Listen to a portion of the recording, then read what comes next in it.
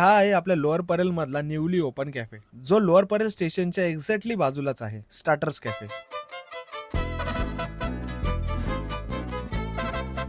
कॅफेची vibes एकदम chill आणि friendly आहेच, बट फक्त एम्बियन्स नाही तर फूड सुद्धा इक्वली मस्त आहे. तर चला फूड एक्सपिरियन्सला स्टार्ट करूया.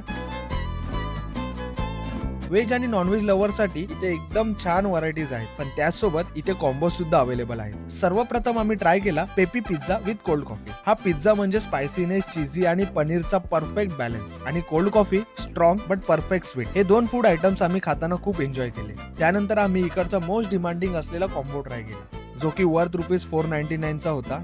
बट खरंच हा वर्थ असेल का?